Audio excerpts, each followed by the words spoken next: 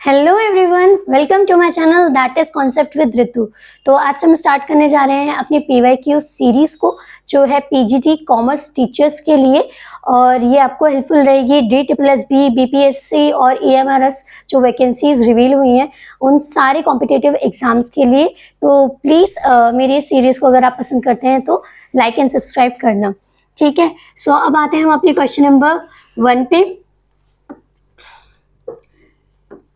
Question number 1, जो question number 1 है हमारा, वो ये कहता है which of the following is are not consider as an economic activity. इसमें से कौन सा है जो इकोनॉमिक एक्टिविटी नहीं कहलाता है? Or doctor working in a government hospital, or teacher working in a school, or farmer working in the field, domestic work by housewife.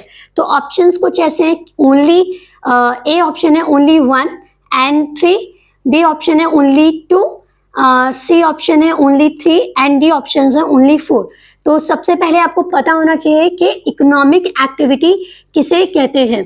देखो, इकोनॉमिक एक्टिविटी का मतलब होता है वो एक्टिविटीज जो रिलेटेड टू होते हैं मनी। कोई भी काम करने से पहले कोई भी काम करने से अगर हमें पैसे मिलते हैं, जैसे कि सैलरी के तौर पे या वेजेस के तौर पे हमें मिलते हैं, तो वो जो एक्टिविटी हमारी होगी वो इकोनॉमिक एक्टिविटी कहलाती है, ठीक है। तो अब हम देखते हैं कि इसमें से हमारी इकोनॉमिक एक्टिविटी कौन सी नहीं है। यहाँ पे क्योंकि नॉट पूछा गया है तो हमें सबसे पहले वो देखना है, ठीक है।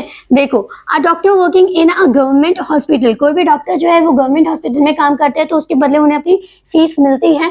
तो ये क्या है? ये एक इकोनॉमिक एक्टिविटी है, तो ये तो हमारा आंसर नहीं हो सकता। सेकेंडली, एक teacher working in a school, एक टीचर जो है वो स्कूल में काम करती है, पढ़ाती है, तो उसके बदले उन्हें सैलरी मिलती है, तो ये भी एक इकोनॉमिक एक्टिविटी है। A farmer working in a field, एक फार्मर जो है जब भी वो अपनी फील्ड में काम करता है तो वो दो चीज़ों के लिए करता है। पहली चीज़, जब वो अपने लिए खुद के कंजप्शन के लिए कर रहा हो, अपनी अपनी फैमिली के लिए, और दूसरा या तो वो मार्केट पर्पज से कर रहा हो। तो जब भी वो मार्केट पर्पज मतलब सेलिंग एंड परचेजिंग के लिए अगर वो काम कर रहा है तो वो क्या होगा? वो आपके इकोनॉमिक एक्टिविटी में कैलकुलेट किया जाएगा। और अगर अपने पर्सनल कंजप्शन के लिए अगर वो अपने जो फील्ड है उस पर सब्जी या फ्रूट्स लगाते हैं या वीट या राइस वगैरह लगाते हैं, तो ये क्या होंगे? ये फिर नॉन इकोनॉमिक एक्टिविटीज में कैलकुलेट होगा। तो यहाँ पे कुछ भी ऐसा मेंशन नहीं है कि वो खुद के कंजप्शन के लिए कर रहा है या फिर वो मार्केट के लिए कर रहे हैं, तो इसलिए हम इसको कंसीडर करेंगे कि ये एक इकोनॉमिक एक्टिविटी है। अब आते हैं option 4, domestic work by housewife. जैसे कि आप सभी जानते हैं कि हाउसवाइफ अपने अपने घरों में सब काम करते हैं, लेकिन उनको उनके काम के बदले कोई भी पैसे नहीं दिए जाते, ना ही सैलरी के रूप में, ना ही वेजेस के रूप में। तो इसीलिए ये एक इकोनॉमिक एक्टिविटी नहीं होती है। तो पहले हमारा जो फर्स्ट जो क्वेश्चन है उसका हमारा जो राइट आंसर होगा वो होगा डी, दैट इज ओनली 4। ये जो है ये एक इकोनॉमिक एक्टिविटी नहीं है, क्योंकि इसके बदले हमें कोई भी पैसे नहीं मिल रहे हैं बेसिकली हाउसवाइफ्स को। आते हैं हम अपने नेक्स्ट क्वेश्चन पे, दैट इज क्वेश्चन नंबर 2, जो है हु स्टेटेड, किसने ऐसा कहा है? Business is not mere money chasing but it also should aim at serving the community. इनमें से कौन से हमारे थ्योरिस्ट है जिन्होंने ये कहा है कि मनी सिर्फ जो है मतलब बिजनेस जो है वो सिर्फ मनी चेजिंग नहीं होना चाहिए बल्कि कम्युनिटी को भी सर्व करना होना चाहिए। देखो, कोई भी अगर बिजनेस करता है तो वो इस पर्पज से करता है कि उससे ज़्यादा प्रॉफिट हो, लेकिन ये जो हमारे थ्योरिस्ट है वो ये कहते हैं कि सिर्फ पैसा कमाना हमारा पर्पस नहीं होना चाहिए बल्कि कम्युनिटी को भी सर्व करना हमारा पर्पस होना चाहिए। वो जो भी काम स्टार्ट करे कहीं ना कहीं वो कम्युनिटी को भी हेल्प करने वाला होना चाहिए। तो ऐसा किसने कहा है? तो ऑप्शन ए जो है वो हमारा लैंडन उर्विक, बी जो है एल्टन मायो, सी है हेनरी फोर्ड, डी है हेनरी फॉयल। तो क्योंकि ये एक स्टेटमेंट है तो ये स्टेटमेंट है हेनरी फॉयल के द्वारा दी गई थी, हेनरी फॉयल के द्वारा दी गई थी। इन्होंने हमें बेसिकली कुछ जो मैनेजमेंट के जो फंक्शंस हैं वो भी बताए हैं, जो प्रिंसिपल्स होते हैं। ये बेसिकली एक अमेरिकन इंडस्ट्रियलिस्ट थे जिन्होंने कार्स एंड मोटर्स के बारे में काफ़ी ज़्यादा नॉलेज प्रोवाइड की थी और बिजनेसेस जो है, इंडस्ट्रीज जो है उनको सेटअप किया था। तो इसीलिए इन्होंने ये कहा था कि एक बिजनेस जो है वो सिर्फ ऐसा नहीं होना चाहिए, बिजनेस करने का मोटिव सिर्फ ये नहीं होना चाहिए कि हमें पैसा ज़्यादा से ज़्यादा कमाना है, बल्कि जो कम्युनिटी है उसकी भी हेल्प करनी है, उसको भी सर्व करना है। ये भी पर्पस हमारा होना चाहिए एक बिजनेस करने का, ठीक है। तो अब हम आते हैं अपने नेक्स्ट क्वेश्चन पे। इसका एक्सप्लेनेशन मैंने आपको इस स्लाइड पे दिया है, तो आप ये देख सकते हैं। ठीक है, नेक्स्ट क्वेश्चन जो है हमारा वो है क्वेश्चन नंबर 3, जो है क्वेश्चन नंबर 3 हमसे कहता है when the goods are imported from one country and the same are exported to another country such trade is called. देखो क्वेश्चन नंबर 3 जो है वो हमें ये एक्सप्लेन कर रहा है कि जब भी एक गुड्स जो है जब हम इंपोर्ट करते हैं, मान लो मैंने किसी कंट्री से कोई सामान मंगाया और वो सेम सामान वहीं से मैंने किसी और कंट्री में एक्सपोर्ट कर दिया, तो उस ट्रेड को हम क्या बोलेंगे? ये ट्रेड तो है लेकिन उस ट्रेड को हम क्या बोलेंगे ये आपको बताना है। क्या वो एक्सपोर्ट ट्रेड होगा, या फिर वो इंटरनेशनल ट्रेड होगा, या फिर वो इंटरपोर्ट ट्रेड होगा, या फिर वो एक्सटर्नल ट्रेड होगा। देखो जब भी एक ऐसा कॉन्सेप्ट आता है ना कि जिस लोकेशन पे मैंने मान लो मैंने सऊदी अरेबिया से कुछ कोई भी प्रोडक्ट मंगवाए, कोई मतलब इंपोर्ट करवाए, ठीक है सामान, ठीक है, अब वो प्रोडक्ट मैंने एज इट इज श्रीलंका मैंने भेज दिए, जहां वो आए, जहां से वो आया, ठीक है, जहां वो शिपमेंट, जहां जिस पोर्ट पे उसे सामान को हमने रिसीव किया, उसी पोर्ट से हमने वापस उसको किसी और कंट्री में एक्सपोर्ट कर दिया, तो ऐसे ट्रेड को हम बोलेंगे एंटरपोर्ट ट्रेड। एंटरपोर्ट ट्रेड, तो ये वो ट्रेड होता है जो बेसिकली क्या करता है, जहां हम बिना किसी अदर प्रोसेस के, जैसा प्रोडक्ट आया है वैसे ही प्रोडक्ट हम दूसरे कंट्री में हम एक्सपोर्ट कर देते हैं, तो उसे हम एंटरपोर्ट ट्रेड कहते हैं। ठीक है, नेक्स्ट जो हमारा क्वेश्चन है, अब आते हैं हम क्वेश्चन नंबर 4 पे। ये एंटरपोर्ट ट्रेड की मैंने आपको डेफिनेशन भी प्रोवाइड किए हैं, सो आप इसको देख सकते हैं। नेक्स्ट क्वेश्चन आता है हमारा question number 4।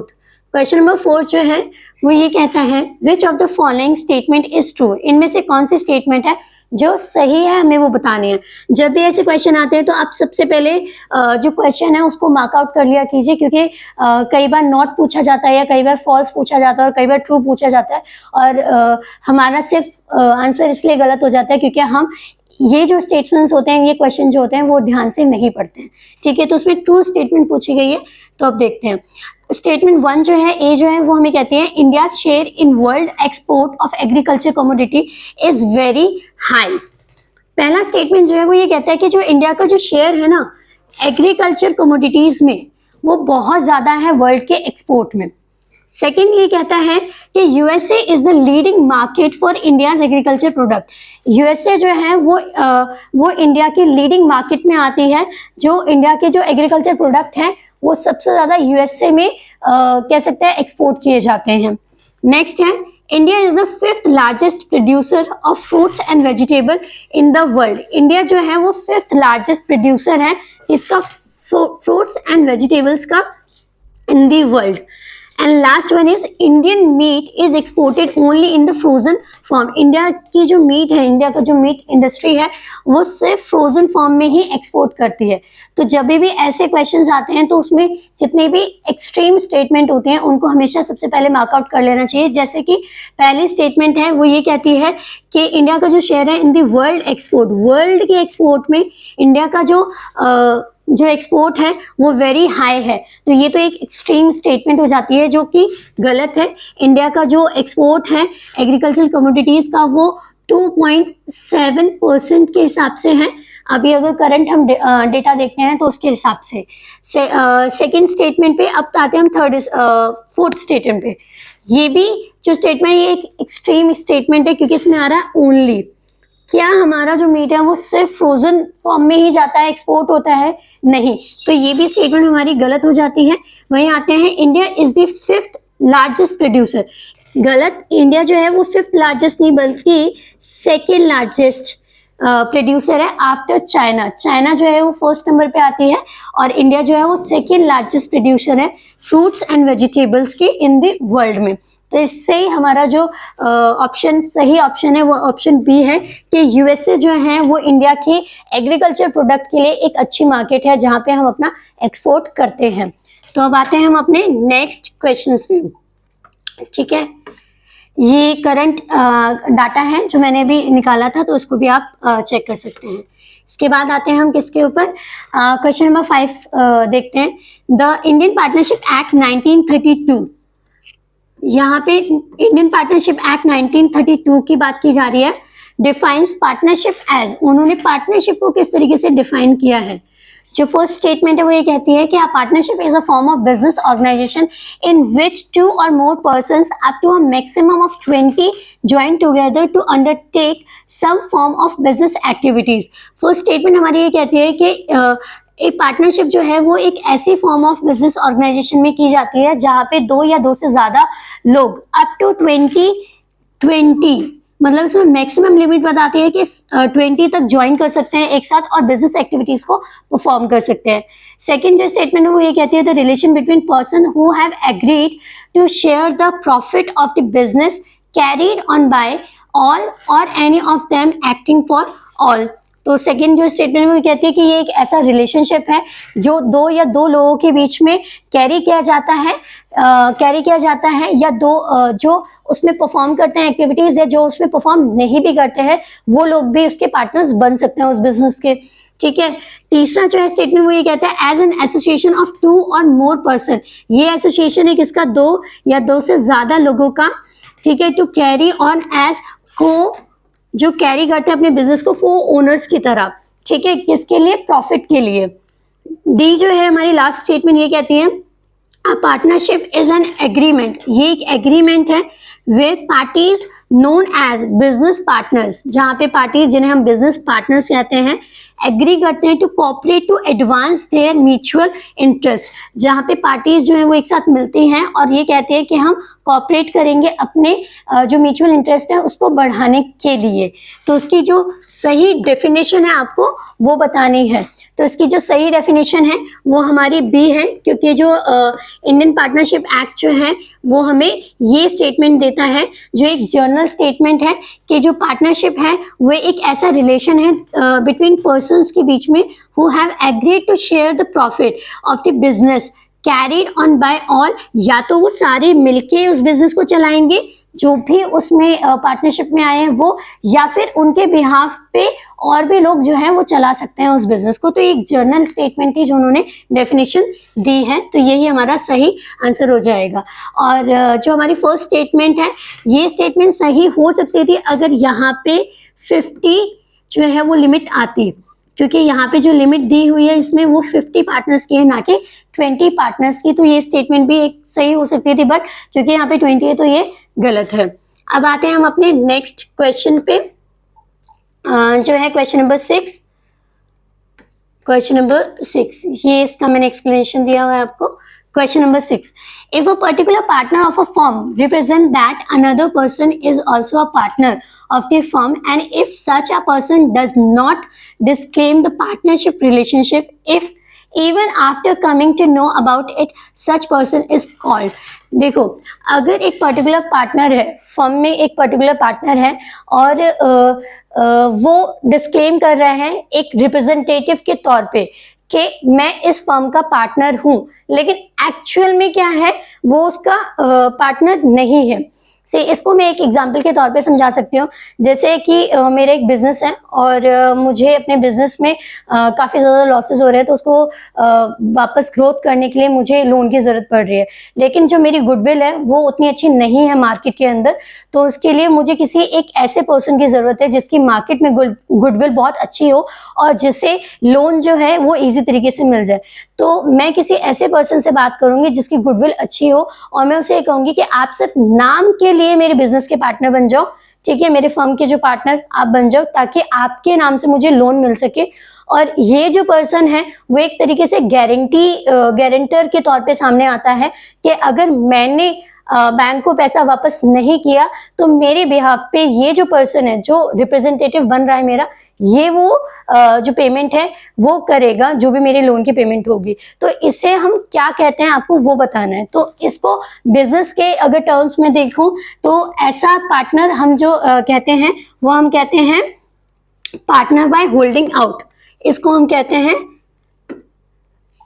Partner by holding out. जो है वो एक ऐसा पार्टनर होता है जो पार्टनर होता भी है लेकिन नाम से, और एक्चुअल में उसका कोई भी स्टेक जो बिजनेस के ऊपर नहीं होता है।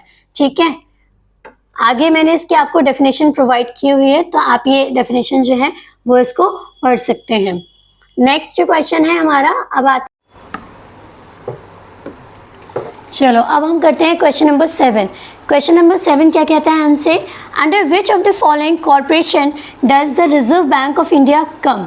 इनमें से कौन से कॉर्पोरेशन है जिसके अंदर रिजर्व बैंक ऑफ इंडिया जो है वो आता है, हमें ये बताना है। देखो रिजर्व बैंक ऑफ इंडिया के बारे में सबसे पहले कुछ इन्फॉर्मेशन जो है वो इम्पॉर्टेंट है जो मैं आपको बताना चाहती हूँ कि रिजर्व बैंक ऑफ इंडिया जो है वो एक एक्ट के थ्रू आया था जो 1935 में पास हुआ था, that is reserve Bank of India act 1935। और ये एक एग्जीक्यूटिव प्रोसेस है जो पार्लियामेंट में जब बिल पास होता है उसके बाद एक एक्ट बनता है और फिर उस एक्ट के बाद इस जो बॉडी को सेटअप किया गया था। तो रिजर्व बैंक ऑफ इंडिया जो था हमारा इस तरीके से इस्टेब्लिश हुआ था। तो अब इसके ऑप्शंस हम पढ़ लेते हैं कि क्या क्या ऑप्शंस हमें दिए गए हैं। फर्स्ट ऑप्शन कहता है हमारा कि रजिस्टर्ड कंपनी, कि ये एक रजिस्टर्ड कंपनी है। सेकंड बोलता है कि ये एक चार्टेड कंपनी है। थर्ड बोलता है ये एक गवर्नमेंट कंपनी है एंड फोर्थ बोलता है ये एक स्टैट्यूटरी कंपनी है। तो देखो जैसे कि मैंने आपको बताया कि रिजर्व बैंक ऑफ इंडिया जो था वो एक एक्ट के थ्रू आया है और जब भी कोई भी बॉडी एक एक्ट के थ्रू आती है तो उसे हम स्टैट्यूटरी बॉडी कहते हैं। तो ये क्या है, ये एक स्टैट्यूटरी कंपनी है जो एक एक्ट के थ्रू आई थी। तो इसका आंसर जो होगा वो हमारा ऑप्शन डी होगा। अब आते हैं नेक्स्ट हम क्वेश्चन पे, दैट इज़ पहले हम इसकी एक एक्सप्लेनेशन देख लेते हैं कि स्टैट्यूटरी कंपनी होती कौन सी है। देखो reserve Bank of India is a statutory body. RBI was establish through reserve Bank of India act. जैसे मैंने आपको बताया आरबीआई जो है वो reserve Bank of India act 1935 से आया था। RBI not a constitutional body. Constitutional body और नॉन कॉन्स्टिट्यूशनल बॉडीज़ वो होती हैं जो कॉन्स्टिट्यूशन जब बन रहा था उस टाइम पे बनाई गई थी और जिसका जिक्र जो है वो हमारे कॉन्स्टिट्यूशन के अंदर है, वो हमारी होती है constitutional body. Non constitutional bodies वो होती है जिनका बिल्कुल भी जो जिक्र है वो हमारे कॉन्स्टिट्यूशन में नहीं है, ठीक है। और स्टैट्यूटरी बॉडीज़ वो बॉडीज़ होती हैं जो किसी भी एक्ट के थ्रू लाई जाती हैं। तो ये जो रिजर्व बैंक ऑफ इंडिया है ये एक एक्ट के थ्रू आया था। सिमिलरली देखो रिजर्व बैंक ऑफ इंडिया जो है ये इंडिया का सेंट्रल बैंक है, ठीक है। ये रेगुलेटरी बॉडी है जो रिस्पॉन्सिबल होती है जितने भी इंडियन के बैंकिंग जो सिस्टम है उसके लिए, ठीक है। और ये किसके अंडर आती है, ये मिनिस्ट्री ऑफ फाइनेंस के अंडर आती है ये बॉडी, ठीक है। आई होप आपको इसके बारे में समझ में आ गया होगा, ठीक है। और ये इम्पॉर्टेंट क्वेश्चन है तो ये रिपीट भी हो सकते हैं ये क्वेश्चन। अब आते हैं हम अपने क्वेश्चन नंबर 8 पे। क्वेश्चन नंबर 8 जो है वो बेसिकली वो किसके बारे में कहता है, वो कहता है कि which of the following factor does not influence the choice of organisation at the time of starting business unit. एक बिजनेस यूनिट को स्टार्ट करते टाइम कौन कौन से जो फैक्टर हैं वो इन्फ्लुएंस नहीं करते हैं, हमें ये बताना है, ठीक है। 4 स्टेटमेंट दी गई है, हमें फोकस करना है कि जो उसको इन्फ्लुएंस नहीं करेगा हमें वो बताना है, ठीक है। ये कुछ क्वेश्चंस होते हैं जहाँ पे हम कई बार एक कंफ्यूज हो जाते हैं क्योंकि हम ऊपर का जो क्वेश्चन है वो अच्छे से पढ़ते नहीं हैं। तो इसको आप ध्यान से स्टेटमेंट को पढ़ना। पहला जो स्टेटमेंट है वो हमारा कहता है the area of operation of the business. क्या जब हम एक बिज़नेस यूनिट सेटअप कर रहे होते हैं तो उस टाइम पे क्या हमें एरिया ऑफ बिज़नेस जो है क्या हम वो नहीं देखते हैं, क्या वो फैक्टर हमें इन्फ्लुएंस नहीं करता। या फिर बी ऑप्शन कहता है control governmental controls and regulation. Government का जो कंट्रोल और रेगुलेशन है उसके जो रूल्स एंड रेगुलेशन है क्या वो इन्फ्लुएंस नहीं करते। ऑप्शन नंबर सी कहता है इंक्रीज इन टैक्स लायबिलिटी, कि जो भी टैक्स में इंक्रीज हो रहा है क्या वो हमें इन्फ्लुएंस नहीं करता। या फिर extent of risk and liabilities. देखो अब जब भी हम एक बिज़नेस यूनिट लगाएंगे, सपोज़ मैं एक बिज़नेस यूनिट लगाना चाहती हूँ, ठीक है। तो बिज़नेस यूनिट लगाते टाइम मेरे सबसे पहले जो दिमाग में जो चीज़ें आएंगी वो कौन कौन सी होंगी। पहला, मुझे कौन सी बिज़नेस यूनिट लगानी है, ठीक है, मतलब मुझे कौन से प्रोडक्ट की प्रोडक्शन करनी है। दूसरी वो कहाँ पे होने चाहिए, बिजनेस यूनिट जो है वो कहाँ पर होनी चाहिए। उसके रिगार्डिंग गवर्नमेंट के क्या रूल्स एंड रेगुलेशंस है वो भी हमारे लिए बहुत इंपॉर्टेंट रखते हैं, क्योंकि कई बार ऐसा होता है कि गवर्नमेंट ने कुछ चीज़ों के ऊपर बैन लगाया होता है और अगर हमें उसकी जानकारी नहीं होती है तो वो हमारी जो कंपनी है वो सीज भी हो सकती है। तो इसलिए ये पॉइंट जो है वो हमारे लिए इंपॉर्टेंट होते हैं। तो यहाँ पर जो फर्स्ट ऑप्शन और जो सेकेंड ऑप्शन है ये दोनों तो हमारे बिल्कुल करेक्ट हैं कि ये दो हमें ध्यान में रखना ज़रूरी होता है। आ जाते हैं हम अपने तीसरे ऑप्शन पे, increase in the tax liability, tax liability का इंक्रीज होना। तो अब मुझे ये बताइए कि गवर्नमेंट को हम टैक्स कब पे करते हैं? एज अ बिजनेसमैन मैं गवर्नमेंट को टैक्स कब पे करूँगी? जब मेरा फाइनेंशियल ईयर जो होगा वो एंडिंग पे होगा, तब मैं उसे क्या करूँगी, उसके लिए टैक्स को कैलकुलेट करूँगी। वो भी तब जब हमारे बिजनेस में प्रॉफिट बहुत अच्छा हुआ होता है, तब हम जो गवर्नमेंट है उसको हम टैक्स पे करते हैं। ठीक है, तो ये वाला जो पॉइंट है ये कंसीडर हम नहीं करेंगे स्टार्टिंग ऑफ द बिजनेस में, क्योंकि ये हमारा जब हमारा फाइनेंशियल ईयर एंड होने जा रहा होता है हम तब इसको देखते हैं। तो सही आंसर जो होगा वो हमारा यही होगा, क्योंकि इसमें भी पूछा था डज नॉट इन्फ्लुएंस, तो हमारा ये जो ऑप्शन है वो बिल्कुल करेक्ट आता है। अब आते हैं हमारे नेक्स्ट क्वेश्चन के ऊपर। नेक्स्ट जो क्वेश्चन है वो है क्वेश्चन नंबर 9, जो हमसे ये कहता है this is a document which is issued by the masters of the ship और द शिप ओनर और एन एजेंट। ये एक ऐसा डॉक्यूमेंट है जो इशू किया जाता है किसके द्वारा, जिसे हम इशू करते हैं, मतलब जो इशू किया जाता है किसके द्वारा, शिप ओनर के द्वारा या फिर एजेंट के द्वारा। ठीक है, stating that the goods mentioned in it have been taken on board the ship for transportation। उसमें ये बताते हुए ये मेंशन होता है कि जो भी गुड्स इसके अंदर हैं उसकी सारी इंफॉर्मेशन जो है वो उसमें रहती है। ठीक है, इवन कहाँ से वो जो कमोडिटीज़ जो हैं या जो शिपमेंट है वो कहाँ से लोड हुआ है और कहाँ जाके उसे अनलोड करना है, ये सारी डिटेल्स भी इसके अंदर होती हैं। ठीक है, तो transportation as per terms and conditions, और इसमें सारी टर्म्स एंड कंडीशंस जो होती हैं वो भी लिखी हुई होती हैं। It also serve as a contract of affreightment and as a document of title to the goods. This document is termed as, देखो बेसिकली अगर मैं एक सिंपल आसान लैंग्वेज में बात करूं तो जब भी एक बिज़नेस मतलब मान लो मैं एक्सपोर्ट का काम करती हूं, ठीक है, मेरा एक बिज़नेस यूनिट है जहां पे हम एक्सपोर्ट करते हैं, हम शर्ट बनाते हैं और शर्ट्स को हम एक्सपोर्ट करते हैं दूसरी जगह पे। तो अब देखो जो मेरा जो भी प्रोडक्शन होगा वो एक लार्ज क्वान्टिटी में होगा, और जब वो लार्ज क्वान्टिटी में होगा तो मुझे उसे एक्सपोर्ट करने के लिए एक जगह से दूसरी जगह पहुँचाने के लिए मुझे ट्रांसपोर्टेशन की ज़रूरत पड़ेगी। अब वो मैं किसी भी तरीके से कर सकती हूँ, चाहे वो मैं मतलब लैंड ट्रांसपोर्ट का यूज़ कर सकती हूँ, एयर ट्रांसपोर्ट का यूज़ कर सकती हूँ, और उसके साथ साथ मैं जो रेलवे ट्रांसपोर्ट है मैं उसका भी यूज़ कर सकती हूँ। ठीक है, तो इन सब चीज़ों का मैं यूज़ कर सकती हूँ। तो ऐसे टाइम पे जब मेरी जो शिपमेंट है वो एक जगह से दूसरी जगह जाएगी तो उस शिपमेंट के साथ एक डॉक्यूमेंट भी जाता है जिसके ऊपर उसके बारे में सारी डिटेल होती है। बेसिकली वो प्रोडक्ट क्या है, क्वांटिटी क्या है और उसकी क्वालिटी क्या है और वो कहाँ से आ रहा है और वो कहाँ जा रहा है। तो ये जो सारी डिटेल्स हैं ताकि कोई भी रिस्ट्रिक्शंस ना लगे उसके ऊपर, तो उसके लिए ये डॉक्यूमेंट का होना बहुत ज़्यादा ज़रूरी होता है साथ में जाने के लिए। ठीक है, तो ये कौन सा डॉक्यूमेंट है वो आपको बताना है। तो पहला ऑप्शन हमारा कहता है बिल ऑफ लैंडिंग, दूसरा कहता है मैट रिसिप्ट्स, तीसरा कहता है डॉक रिसिप्ट्स, या चौथा कहता है कस्टम एक्सपोर्ट पास। तो देखो ये जो हमारा जो डॉक्यूमेंट है वो है बिल ऑफ लैंडिंग। ये सिंपल डेफिनेशन है बिल ऑफ लैंडिंग की, तो इसलिए ये जो डॉक्यूमेंट है जो हमें ट्रांसपोर्टेशन में हेल्प करता है एक कंसाइनमेंट को दूसरे जगह पे ले जाने के लिए, इसे हम कहते हैं बिल ऑफ लैंडिंग कहते हैं। ठीक है, अब आते हैं हम अपने लास्ट क्वेश्चन पे, दैट इज़ क्वेश्चन नंबर 10, जो आज की सीरीज़ का लास्ट क्वेश्चन भी है। ठीक है, और देखते हैं आप लोगों के इसमें से कितने सही हुए वो भी बताना मुझे। ठीक है, अब आते हैं which one of the following is not a benefit of trade liberalisation. इनमें से हमें ये बताना है कि कौन सी स्टेटमेंट जो है वो बेनिफिट नहीं है ट्रेड लिबरलाइजेशन के लिए। तो सबसे पहले आपको ये टर्म जानना बहुत इंपॉर्टेंट है कि ट्रेड लिबरलाइजेशन किसे कहते हैं।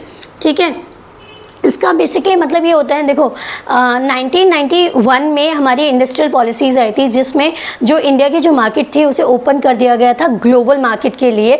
तो जो बाहर के जो ट्रेडर्स थे, जो बिजनेसमैन थे, अब उनके पास ये अपॉर्चुनिटीज़ थी कि वो इंडिया में आके ट्रेड कर सकते थे। सिमिलरली इंडिया के जो ट्रेडर्स थे, जो बिजनेसमैन थे, उनके पास ये अपॉर्चुनिटीज़ थी कि वो बाहर जाके भी अपना बिजनेस कर सकते हैं और वो एक्सपोर्ट और इम्पोर्ट भी कर सकते हैं प्रोडक्ट्स का। ठीक है, तो अब हमें ये बताना है कि इनमें से कौन सी स्टेटमेंट है जो उसके बेनिफिट में नहीं कैलकुलेट की जाएगी। तो पहली स्टेटमेंट कहते हैं कि workers gain new employment opportunities. तो ये तो स्टेटमेंट हमारी बिल्कुल सही होती है, क्योंकि वर्कर्स को वाकई ही न्यू एम्प्लॉयमेंट अपॉर्चुनिटीज़ मिली थी जब हमारी मार्केट जो है वो ग्लोबल मार्केट में कन्वर्ट हो गई थी। नेक्स्ट आता है for producer and supplier market are enlarged and sale opportunities are increased. ये भी स्टेटमेंट हमारी बिल्कुल ठीक है कि जो प्रोड्यूसर्स थे और जो सप्लायर्स थे उनके लिए जो मार्केट जो थी ना वो बहुत ज़्यादा बड़ी हो गई थी। बेसिकली अभी तक वो डोमेस्टिक मार्केट में काम कर रहे थे, अब वो बाहर जाके भी काम कर सकते थे, उन्हें ग्लोबल मार्केट का भी एक्सेस मिल चुका था। ठीक है, नेक्स्ट आता है consumer enjoy lower price. Consumers जो थे उनको लोअर प्राइस पे प्रोडक्ट मिलने लगे थे एंड ग्रेटर चॉइस, और उन्हें ज़्यादा से ज़्यादा चॉइस भी मिलने लगी थी।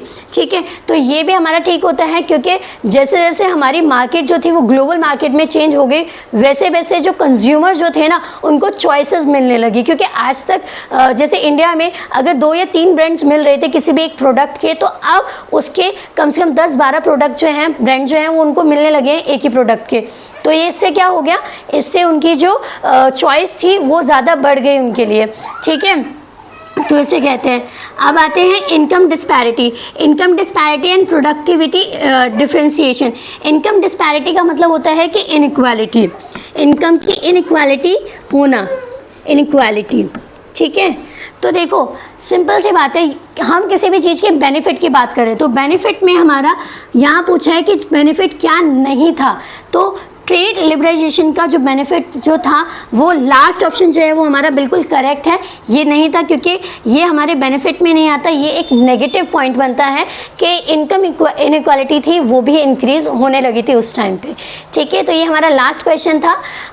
Thank you for watching my video, और अगर आपको पसंद आ रही हो मेरी सीरीज़ तो प्लीज़ मेरे चैनल को लाइक करना एंड सब्सक्राइब करना, और कोई भी अगर सजेशंस हो तो उसे कॉमेंट में बताना। Thank you so much.